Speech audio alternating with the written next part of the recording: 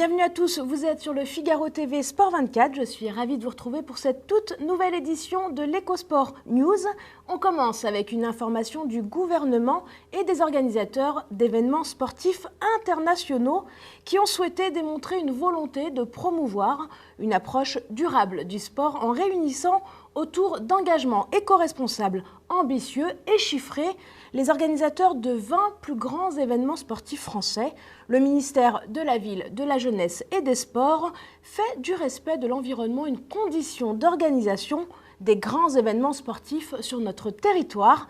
Objectif affiché donc pour Thierry Braillard, le secrétaire d'État au sport, à l'origine de cette initiative, que tout soit mis en œuvre pour atteindre 15 objectifs pour lesquels l'organisation est en responsabilité. Par exemple, le montage de l'événement, son déroulement, le démontage. Et parmi les 20 organisations signataires, on retrouve notamment dans les engagés Roland-Garros, le Tour de France, Paris 2024 ou encore le championnat du monde masculin de handball. Lumière maintenant sur une initiative de BPI France, la Banque française d'investissement. On parle des rencontres de l'ANIAC, dont la dernière édition s'est tenue tout récemment à Aubervilliers. C'était le mercredi 18 janvier. Des entrepreneurs, près de 2000, face à différentes personnalités, dont 40 champions venus des clubs de toute la France. Échange de passion et transmission pour les participants à ce rassemblement fédérateur et constructeur d'ambition. On y retrouvait toutes les valeurs du sport mises au service des échanges, notamment le dépassement de soi, la volonté, la détermination, la passion, la générosité. Un événement parrainé par Victoria Rava ou encore Sébastien Chabal. Alors, l'ANIAC, qu'est-ce que c'est? La réponse en images.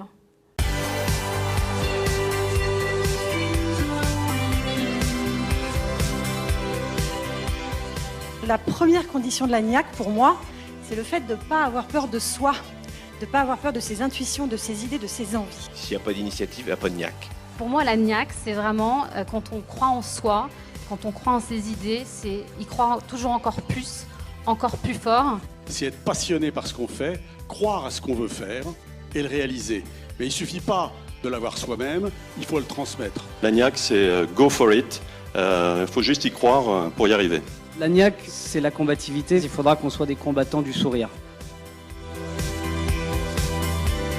L'ANIAC, c'est réaliser ses rêves, même les plus fous, les plus audacieux. C'est partager, c'est convaincre, c'est fédérer. L'ANIAC, c'est avant tout une maladie d'amour. L'ANIAC se traduit par envie. L'ANIAC, c'est aussi le désir, le plaisir. La confiance, l'optimisme, la détermination, le dépassement de soi. C'est parce que c'était impossible qu'ils l'ont fait et finalement ensemble, parce que seul on va certainement vite, mais ensemble on va loin. Qu'est-ce qui nourrit cette NIAC? C'est des collaborateurs qui ont l'ANIAC. On peut faire bouger les montagnes. L'ANIAC aujourd'hui dans ce pays, elle est partout. Elle est partout dans les entreprises, dans les coopératives, dans les associations. Les entreprises, vous osez. Et si vous êtes là, si vous avez cette NIAC, c'est que vous êtes capable d'oser. On ira. Et on ne lâchera pas.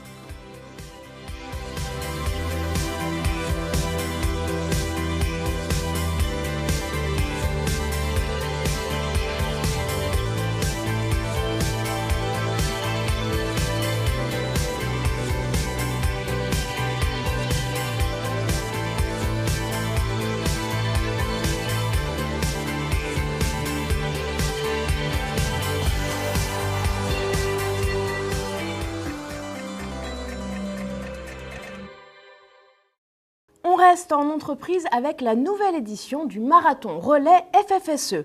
Pour la 7e année, le comité départemental de Maine-et-Loire du sport d'entreprise accueillera à Angers le 9 juin prochain les amateurs de running au sein des entreprises. Le principe de ce marathon relais, une adaptation de l'Ekiden, l'épreuve d'origine japonaise, succession de relais sur route par équipe de 6 compétiteurs. Ceux-ci ont des distances à parcourir dans un ordre bien précis. Les salariés se transmettent un témoin à chaque relais pour parcourir ensemble la distance mythique du marathon. Depuis l'origine, cette épreuve qui a lieu tous les 2 ans a trouvé son public. Ils étaient 432 coureurs en juin 2007, 1092 en 2011 2011 pour approcher les 1700 coureurs en 2016. Le nombre d'entreprises participantes est passé en 4 éditions de 58 à 185 et parmi celles présentes en 2016, il y avait Valeo, Harmonie Mutuelle, Thales ou encore la SNCF, mais aussi de nombreuses PME et collectivités locales. Les préinscriptions débuteront à partir du 25 janvier 2017, alors ne tardez pas à vous lancer dans cette toute nouvelle aventure.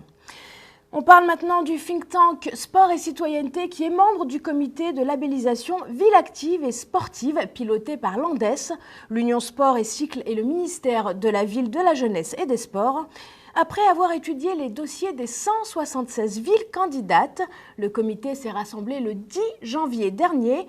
Pour délibérer, ce label a pour objet de valoriser les communes qui développent des politiques volontaristes pour promouvoir l'activité physique et sportive sous toutes ses formes et accessible au plus grand nombre. Et donc ici, ça nous intéresse.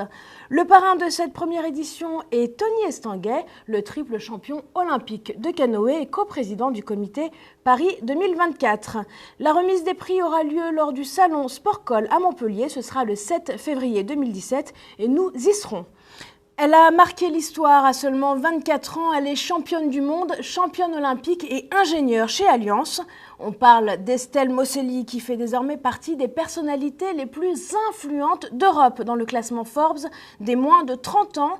La native de Champigny a vu son destin basculer en réalisant son rêve et en devenant la première femme de l'histoire de la boxe à rafler le titre olympique. Dans ce même classement, Estelle Mosselli côtoie Maria Sharapova ou encore Novak Djokovic. Et la transition avec mon invitée de la semaine est toute faite. Elle a côtoyé des Wonder Woman, des Wonder Sportwomen même. Et c'est de cela qu'on va parler tout de suite. C'est le focus de la semaine. Je vous le disais à l'instant, mon invitée, c'est une Wonder Sportwoman. Elle est partie à la rencontre de tous ces profils qui nous inspirent, ces femmes, ces personnalités sportives qui nous parlent de leur parcours. J'ai avec moi aujourd'hui Emmanuelle Japper. Bonjour. Bonjour. Alors Emmanuelle, vous êtes cofondatrice du think tank Sport et Citoyenneté. Tout à fait. Et vous êtes auteure, experte en communication. Je le disais, ce livre, il était assez attendu, surtout en ce moment, en pleine actualité. Wonder Sportwoman, qu'est-ce que vous avez voulu nous dire à travers ces portraits ? Eh bien, le think tank Sport et Citoyenneté a été créé il y a une dizaine d'années. On voulait réfléchir sur les valeurs du sport et la thématique sport et femmes était une thématique qui nous tenait vraiment à cœur. Et ça faisait très longtemps que j'avais envie de mettre en avant, certes des sportifs de haut niveau, je suis très admirative de leur parcours, mais aussi des femmes qui représentent la société d'aujourd'hui, qui ne sont pas forcément des sportifs de haut niveau, mais qui mettent l'activité sportive au cœur de leur vie. Et j'avais envie de leur demander quel est l'impact de cette pratique dans leur activité, dans leur ascension professionnelle, parce que je trouve qu'aujourd'hui, on manque cruellement de modèles féminins. Alors des modèles féminins, on en manque et on les médiatise sans doute pas assez. On en voit quelques-unes des Wonder Sportwomen sur notre plateau. Quel a été le lien que vous avez pu avoir avec elles? Comment vous avez construit finalement ces entretiens? Parce qu'elles nous disent beaucoup. Oui, alors il y en a 23. Elles sont de toutes les générations. Donc il y en avait certaines que je connaissais personnellement, d'autres que je suivais sur les réseaux sociaux par exemple. Et donc je me suis dit qui n'ose rien n'a rien. Donc j'ai tenté de les approcher, de leur proposer ce projet et elles ont adhéré avec beaucoup d'enthousiasme. Ça a été vraiment très agréable de constater ça. Et donc toutes parlent de cette importance de faire du sport et comment ça a joué dans leur équilibre pour avoir une vie privée et une vie professionnelle en miroir qui s'équilibre tout simplement quand on est une jeune adolescente, quand on est une mère de famille, quand on est leader dans son entreprise. Et puis voilà, tout au long des âges de la vie d'une femme finalement. Alors vous diriez que Wonder Sportwoman, c'est un hymne à la femme, au sport, à la vie, à l'engagement, à la passion? C'est-à-dire que c'est un très très bon prétexte, le sport, pour parler des grandes questions de la vie de la femme finalement. Donc par le prisme du sport, on aborde énormément de sujets et donc notamment on parle de thèmes autour de la santé, autour de l'émancipation de la femme, autour du sport. Mais vous voyez, on aborde plein de sujets très différents. Et une Wonder Sportwoman, eh bien, c'est une femme qui choisit tout dans la vie finalement. Comme le dit Nathalie Loiseau, la directrice de l'ENA, dans son livre « Je choisis tout », eh bien voilà, ces femmes-là le prouvent, sauf qu'elles choisissent peut-être pas tout en même temps. Voilà, elles ont, à un moment de leur vie, elles vont consacrer plus de temps à leur famille, d'autres moments à leur carrière. Mais par contre, il y a une chose qu'elles mettent au cœur de leur vie, c'est l'activité physique pour tenir et être sur tous les fronts. Alors on parlait juste avant de vous recevoir d'Estelle Mosley qui a intégré le classement Forbes. Toutes ces femmes, on l'a dit, elles sont inspirantes. Oui. Qu'est-ce qui manque aujourd'hui pour, j'allais dire, inciter encore plus, promouvoir encore plus à la pratique sportive féminine? On voit 58% des femmes âgées de 16 à 24 ans pratiquent une activité sportive ou physique grâce à la médiatisation des femmes dans le sport. Est-ce que c'est aussi le rôle de cet ouvrage? Tout à fait, parce que c'est vrai que c'est un livre, c'est un beau livre, à savoir qu'il y a beaucoup de très belles photos, parce que j'ai travaillé avec une photographe qui s'appelle Jennifer Sampieri. Donc c'est un miroir, les photos viennent en miroir des entretiens que j'ai fait avec ces femmes. Mais au-delà d'un beau livre, ce n'est pas un livre pour se faire plaisir, c'est vraiment un peu une opération coup de poing pour dire, certes, on connaît l'opération manger-bouger, pour manger 5 fruits et légumes par jour, par exemple. Il y a un engouement pour le running, etc. Mais ce n'est pas suffisant. Aujourd'hui, il y a encore trop de femmes qui ne pratiquent pas assez un sport régulièrement, c'est-à-dire peut-être 2-3 fois par semaine, qui restent toute la journée derrière leur bureau et qui sont très sédentaires. Et donc, je crois qu'il faut marteler les messages, et je pense que des exemples de femmes qui montrent un petit peu le chemin à suivre, c'est très encourageant pour d'autres femmes, notamment des jeunes filles. On voit très bien que les jeunes filles, à l'âge de l'adolescence, décrochent très vite. Il y a une perte de confiance en soi et du coup, elles abandonnent le sport alors que c'est un moment clé où elles devraient continuer. Alors de la confiance, on va en parler justement toutes les deux, parce que j'imagine que c'est aussi un livre où vous avez réussi à avoir cette confiance des personnalités que vous avez approchées. Qu'est-ce qui vous a le plus marqué dans tous ces entretiens et tous ces parcours que vous avez partagés? Je remarque un fil conducteur, c'est que toutes ces femmes témoignent vraiment avec beaucoup de simplicité peut-être parfois de leur manque de confiance, même si elles sont à des postes exemplaires et qui forcent l'admiration.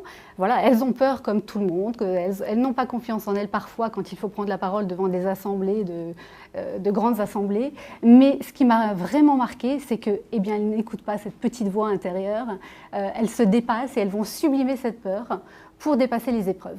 Toutes, vraiment, elles ont ça en commun. Alors, je le disais, vous êtes auteur, experte en communication. Vous avez publié récemment Le Scarabée bleu, plutôt pour les enfants. Oui, c'est un conte. Là, on est passé sur une autre thématique. Est-ce que aussi le public jeune, vous me parlez des adolescentes, peut lire cet ouvrage? Est-ce qu'on peut considérer que ça peut devenir un outil d'éducation au sport pour les filles? Oui, on aimerait beaucoup effectivement aller dans les collèges, aller dans les lycées. Il y a des jeunes femmes dans ce livre, justement, comme Laurie Tillman ou la journaliste Cyrielle Ariel, qui sont très très présentes sur les réseaux sociaux et justement qui sont très suivies par les jeunes femmes notamment. Donc on se dit que ces femmes-là peuvent influencer des comportements de jeunes adolescentes via par exemple Instagram, en publiant des photos d'elles en train de faire du sport. Voilà, c'est un très très bon moyen pour inciter les jeunes filles à faire de même. Emmanuelle Japper, merci beaucoup d'avoir été avec nous. Merci à vous pour ce focus, merci vraiment. Je rappelle que vous êtes cofondatrice du think tank européen Sport et Citoyenneté et l'auteur de ce livre Wonder Sport Woman. Les filles, n'hésitez pas à pratiquer le sport et surtout à devenir vous aussi des Wonder Sport Women. Et avant de nous quitter, je vous propose tout de suite tous les rendez-vous qu'il ne faut pas manquer, c'est maintenant. Cette semaine, dans votre agenda, on parle du projet CEDI qui aura lieu du 23 au 25 janvier au Royaume-Uni. Objectif, faire un état des lieux de l'offre et de la demande de la pratique handisport en Europe afin d'adapter au mieux les programmes et les interventions publiques. Et c'est le think tank européen Sport et Citoyenneté qui est partenaire de cette action et qui organisera la conférence finale du projet qui aura lieu à Amsterdam. Ce sera en fin d'année 2017. Nouvelle édition du marathon relais FFSE, je vous en parlais il y a quelques minutes. Pensez à bien vous informer pour les préinscriptions qui débuteront à partir du 25 janvier 2017. Pour s'inscrire ou pour avoir toutes les informations, vous cliquez sur le lien qui s'affiche. Voilà pour aujourd'hui, c'est déjà la fin. Je vous retrouve dès la semaine prochaine. À très vite.